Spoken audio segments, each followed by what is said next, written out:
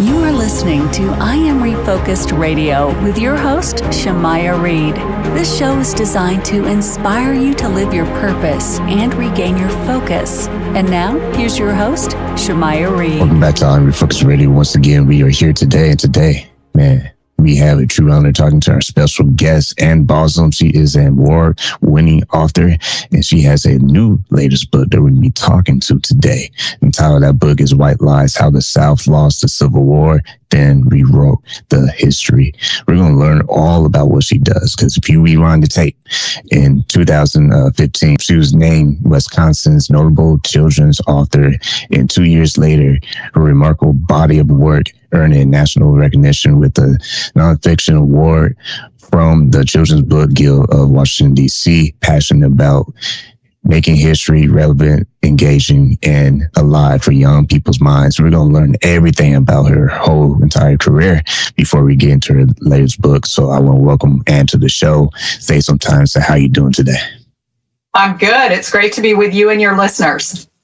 Well, I appreciate you clearing the calendar to kind of share some insight with us today. So before we get into your new book, let's talk about your career as a writer. You have, like I said, teaser in the intro, you have been awarded and recognized for your hard work. What inspired you to take this path as a writer?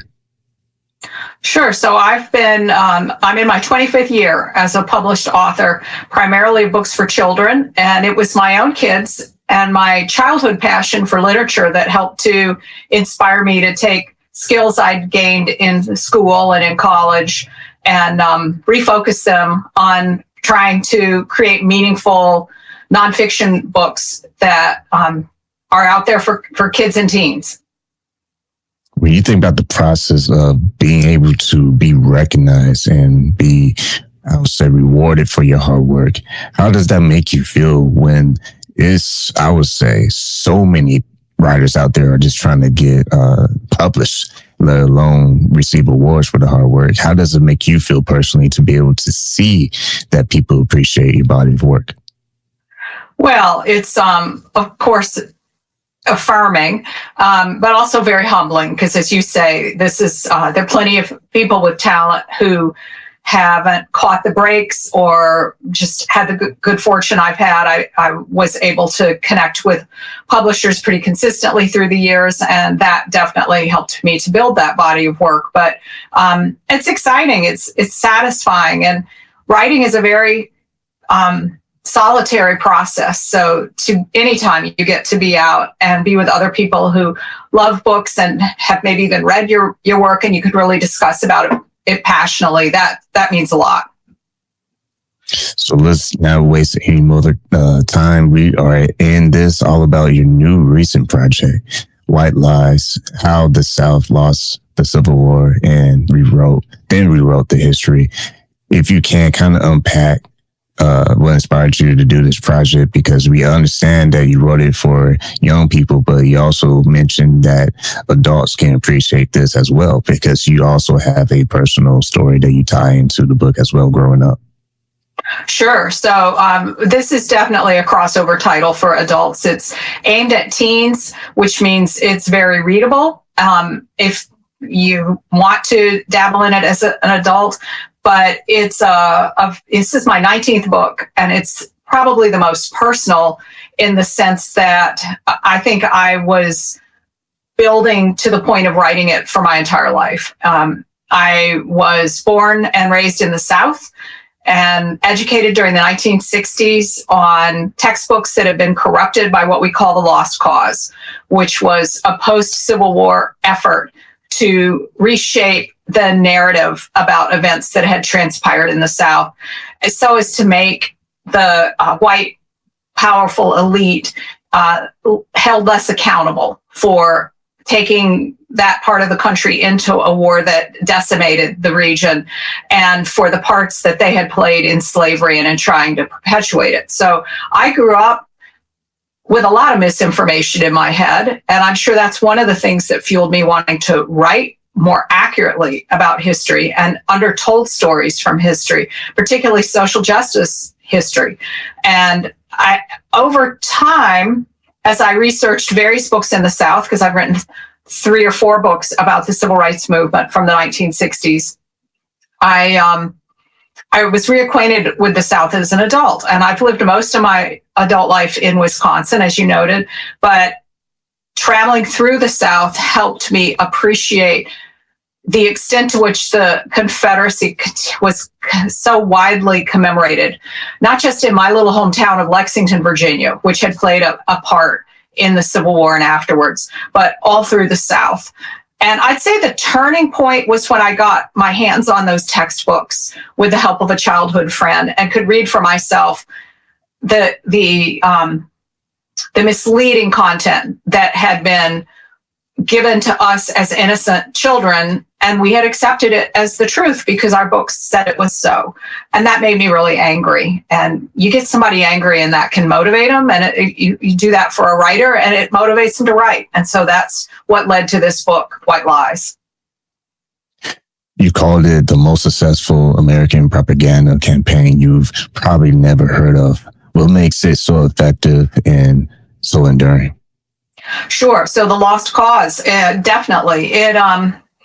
It's enduring because it got embedded so thoroughly in society as it was unfolding before, during, and after the Civil War, especially after the Civil War.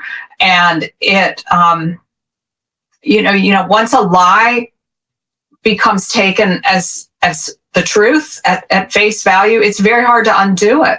So when the stories of Uncle Remus start coming out and present this fantasy picture of what enslavement was like, and the congenial relations between the enslavers and the enslaved people, that took stories that had just been told orally and put them in a book and sent it all around the country. And people took that at face value. When the novels of Thomas Dixon inspired the creation of the movie Birth of a Nation, that did the same thing, but in film. And again, with Gone with the Wind in film. And meanwhile, you have all these statues that have been put up primarily in the South, but in other parts of the country too, that were also part of this concerted effort to create a nostalgia and reverence for the Confederacy. And not just for those reasons, but because that effort was meant to try to maintain or reestablish the white power structure that had existed before the Civil War. So through Jim Crow and beyond. That's why it endures. It's still out there. Once again, listen to Refocused Radio and watching us online, talking to our guest today, Ann Bausum. You can get a copy of her book right now. It's available, White Lies, How the South Lost the Civil War, then Rewrote the History. My next question for you is, at what moment did you realize that the stories that you've been taught didn't line up with truth? And what was your response at first? I'd say that was a gradual understanding as I started encountering those statues and then read these books. But the pivotal moment was in 2017. I was speaking at a convention of librarians in Atlanta, and a Black woman came up to me afterwards and said to me, because I had shown pictures of my old textbooks, and she said, I used to teach in Virginia, and I had taught that 4th grade textbook. And I asked her, as a Black woman, what that had felt like to teach that content, which had been so misleading. And she was so confused by my question. And finally she said, well, we thought it was all true. That's when I realized this wasn't just teachers unwillingly sharing false information. They believed it. Everybody believed it. And that was the point at which I asked that question. Why? Why did this happen? Why was this misinformation so successful? And that was the pivotal moment in 2017. I knew I had to write a book. When you think about the climate and how people in America respond to topics such as what we're discussing right now, why do you think America is so tempted to glorify the best parts of history while ignoring the painful parts? Yeah, man, we're good at that, aren't we, Shemaiah? And it's not just the Confederacy, it's the treatment of Native Americans, it's the treatment of immigrants and so forth. Maybe you could say a little bit of that is a human tendency to be if you're embarrassed by something, to sort of sweep it under the rug. I think that may partly be it. It's partly because our nation was founded so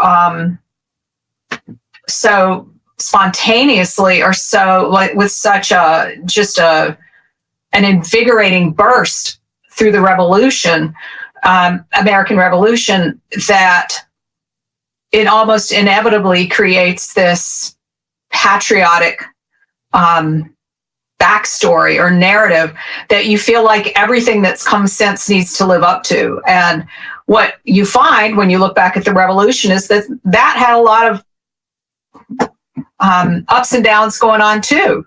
And that's just the nature of the human experience also.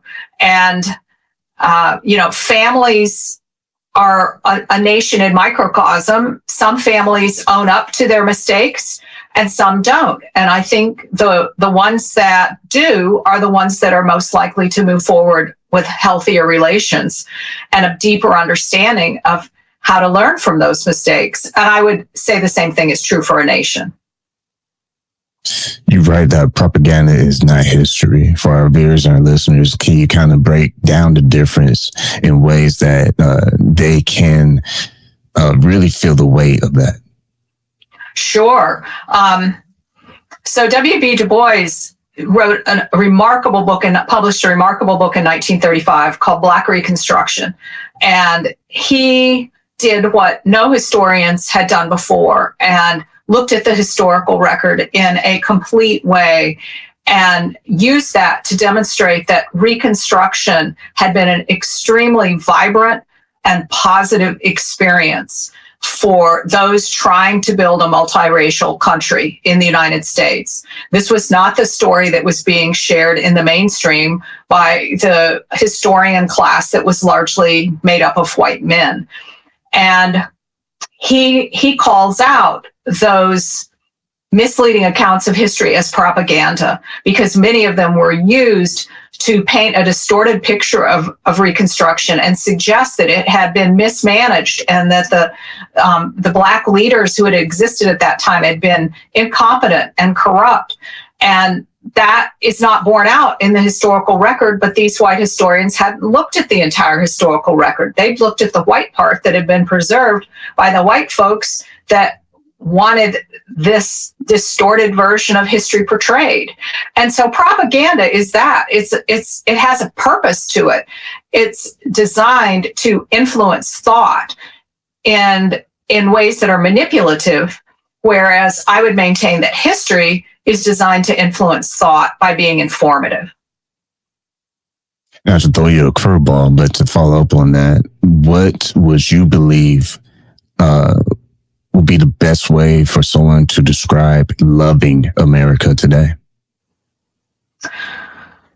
I love that question. I think the first thing I would say is, and I've spent time overseas, and I think that helps put into perspective how you feel about your country when you visit other countries. And I have come away over my lifetime feeling deep love for my country, for its commitment to diversity, for the strength that comes from that diversity, for the ideals upon which it was founded, even if we're still working to live up to them, and the potential that we have by working together to bring us that much closer to that more perfect union that we've said for centuries now we think we can achieve. That's a nation to love.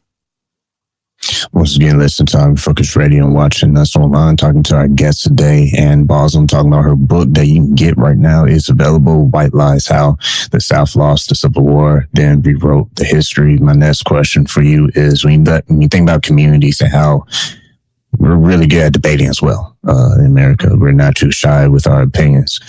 For communities debating whether to keep or remove statues, we hear that years on end now. What do you say to people who feel that they are erasing history? Sure. So, when I started this project, I didn't know the answer to that question. I had to finish a book or at least the research for a book to know. And I devote the entire last chapter of the book to answering that question. And I think that it is disingenuous to say that these statues are representations of history, because as I've explained already, these are representations of propaganda. And when you remove them, you're not removing history, you're removing propaganda. And that's an important thing to do to help to heal the country. So, if you think back to the gains that have been made since the civil rights movement, when nobody said we were erasing history, when or at least you wouldn't now say we erased history when we removed the signs that said whites only or blacks only. We put them in a museum because that's where they belonged. And the same thing is true for those statues. The events of the Confederacy are well recorded and well documented. Those statues merely distort the motivations behind the fight in the first place. And they were put up to manipulate and intimidate Black Americans and white Americans too, for that matter, during an era when the ruling class was trying to maintain white supremacy.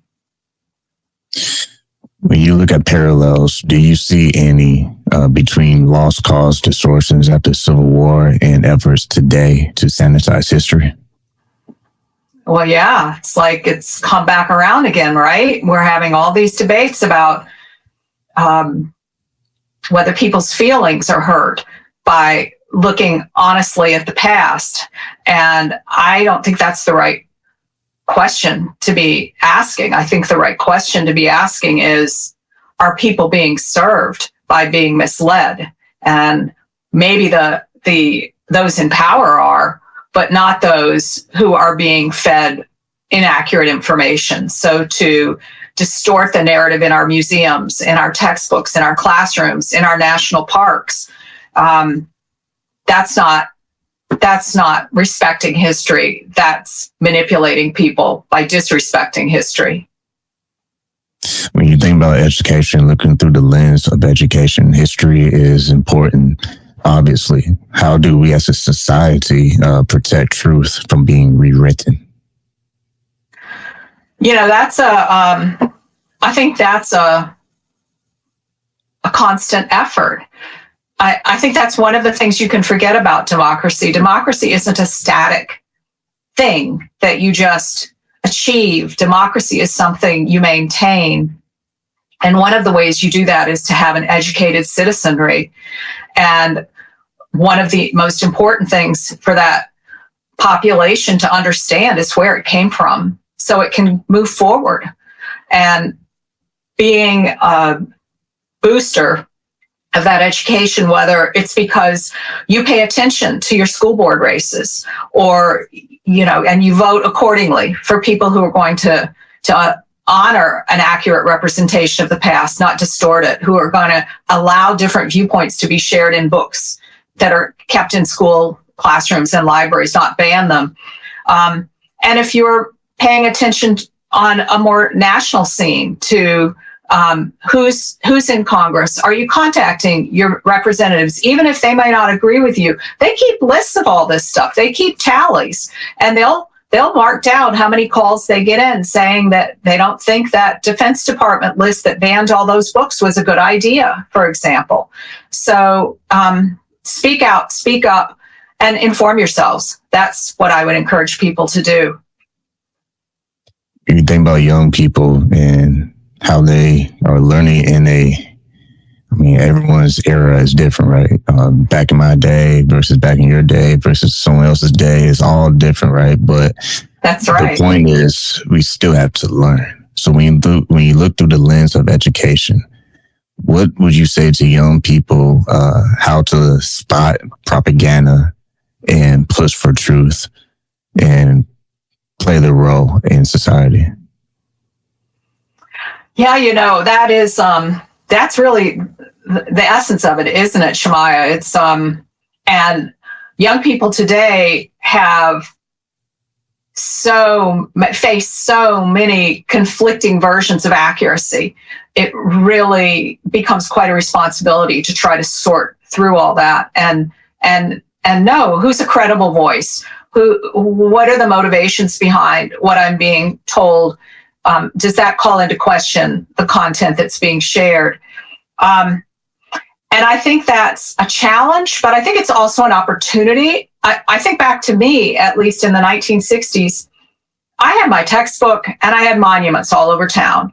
And I really didn't have a whole lot more that I could turn to. And so it's not surprising that it wasn't until I left the South as an adult and began to interact with other sources of information that I began to question the accuracy of what I'd been taught. There are so many credible sources that students can learn about through school, from their families, from one another. And there's so many powerful ways they can share that information. I think that gives me hope looking to younger people. They're very smart, very savvy, and they don't like being lied to any more than I did or anyone else would. If someone who might listen to this and watch this and prejudge before reading the book and make a comment, why should I care about what happened years ago? Why can't we live in, fill in the blank? What would your words be to them? No, I would say do that at your peril. I think when you fail to understand where you came from, and I'm kind of repeating myself at this point, but when you don't understand the context behind your current events because you don't understand what came before, then you are less equipped to deal with what's happening in the moment and be prepared for the challenges that come ahead. Once again, let's Refocused Radio, watching us online, talking to our guests today. Man, this has gone so fast, but we got a little bit more time talking to our guests. And go get her copy of her book. It is available right now. It's White Lies: How the South Lost the Civil War, then Rewrote the History. My last question for you before we wrap this up is, we live in times where emotions are high. And I'm not going to say size because you already know, the viewer already knows what we're talking about. But sadly, we are in living times where people are forcing other people to choose a side. When you look through the lens of facts and not emotions, what do you hope people will appreciate from your perspective in this book? I think that you've put your finger on it. So much of the lying that people are manipulated with is playing on their emotions. It's creating anger or fear or resentment and jealousy. Facts are informative, and they're a better way to make rational decisions. I think that one of the things that helped me put this history in perspective was to look at my larger family story. And I write about this in the back of the book. My mom's side of the family grew up in central Louisiana, and she has ancestors on both sides of her family that fought in the Civil War. One on the Confederate side, one on the side of the United States. They were from the same parish or county in Louisiana. This is the nature of the United States at that time. And as we learn more about the Revolutionary War coming up on this 250th anniversary, we're learning that division has been a through line in our country. But we as a nation have achieved our greatest successes when we've set aside divisions and rode in the same direction, whether that was World War II or the Great Society programs of the 1960s, or the New Deal programs, safety network that was laid down during the FDR administration. When we're more nearly united, that's when we've achieved our greatest, our greatest gains. And I think there's honestly less that divides us than we realize. We're just being told to be divided. And look at our neighborhoods. I'm sure I live in a community with people who don't share all my thoughts, but are we polite to one another in the store? Are we respectful when we take turns speaking at public meetings? Yes, because that's what a civil society does. And that's how you can focus on something besides being divided. We're human beings. Look for what we share in common, the things that stir our hearts and make us proud and make us want to pull together as a team. Yeah, the sad thing is, unfortunately, people like you until they find out what side you're on. That's why I stay in the middle. Yeah, I hear you on that. And,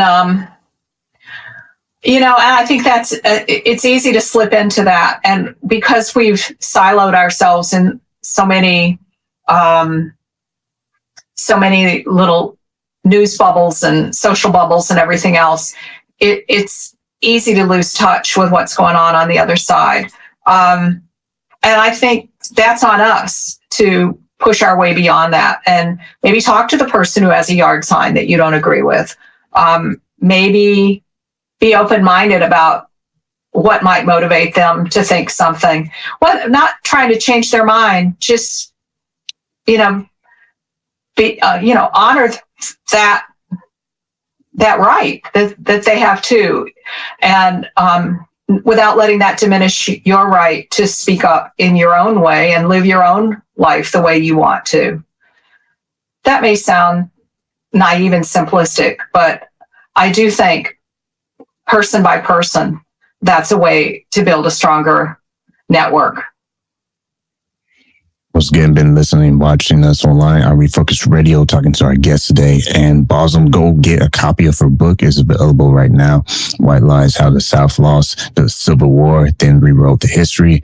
Want to say to you, appreciate your perspective on today's topic and much best wishes to all the projects you have in the future, man. Appreciate your time, Ann. It's been my pleasure. Such an honor to speak with you. Thank you, Shemaiah.